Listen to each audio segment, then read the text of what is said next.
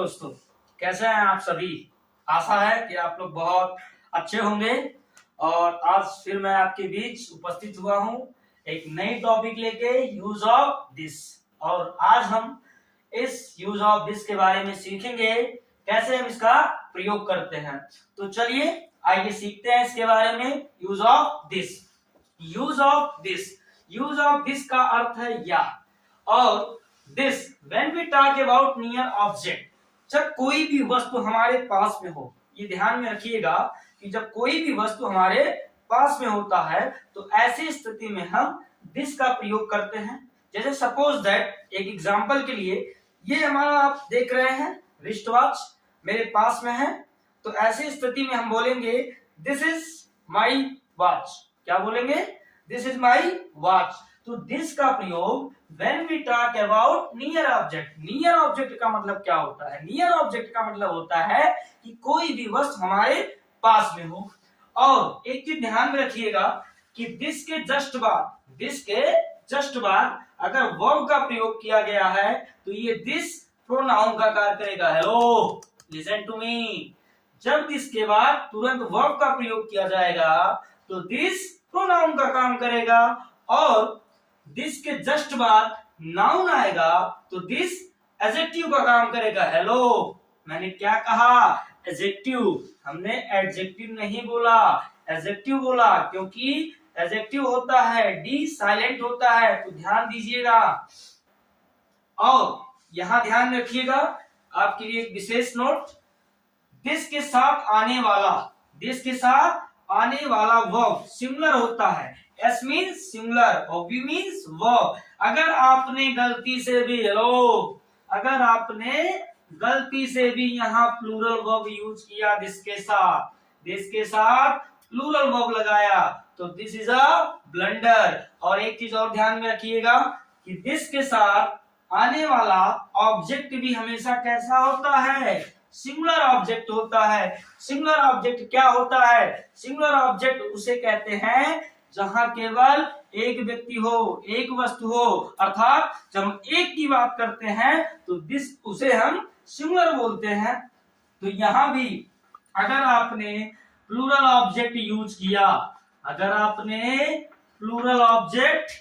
किया तो ये आपका गलत हो जाएगा।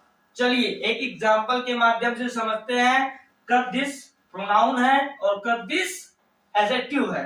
तो दिस इज माई पेन। आप देख रहे हैं कि दिस के जस्ट बाद वर्ब आया है। इस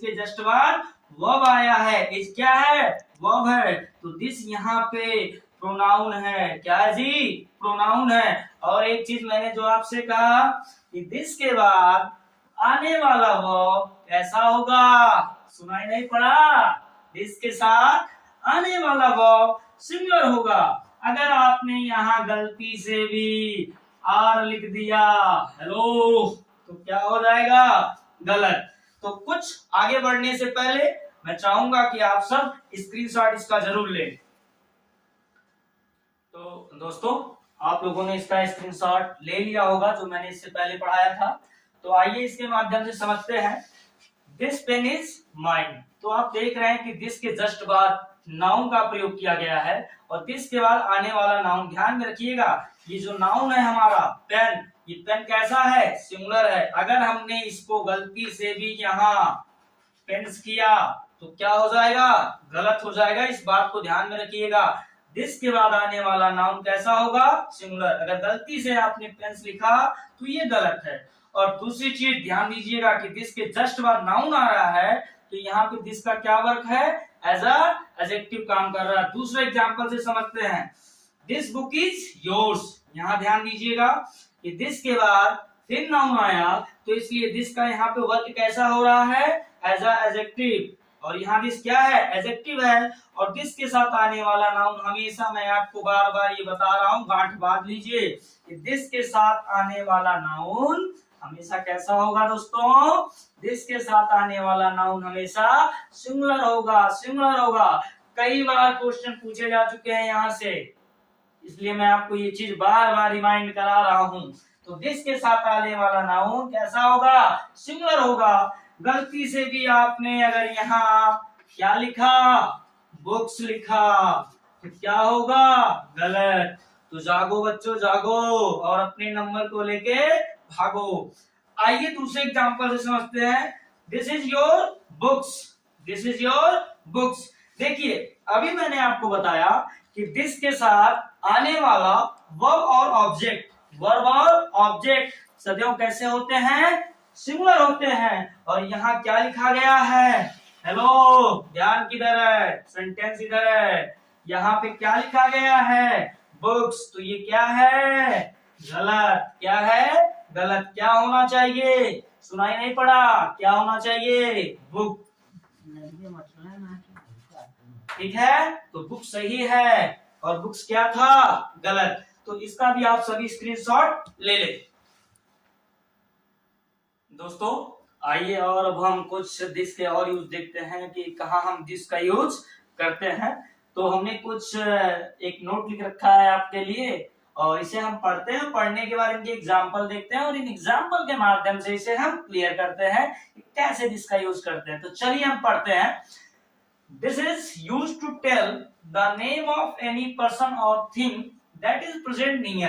अर्थात हमने जो ये लाइन पढ़ा कि this is used to tell the name of any person or thing that is present near।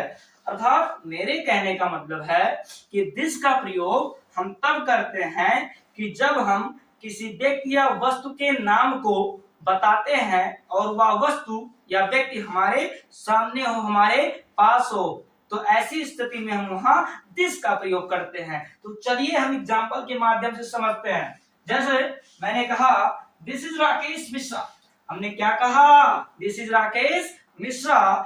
तो इसका मतलब है कि यही राकेश मिश्रा हैं। तो ऐसी स्थिति में यहाँ अगर हम दिस के बजाय इट का प्रयोग करेंगे, हेलो ध्यान कहाँ है?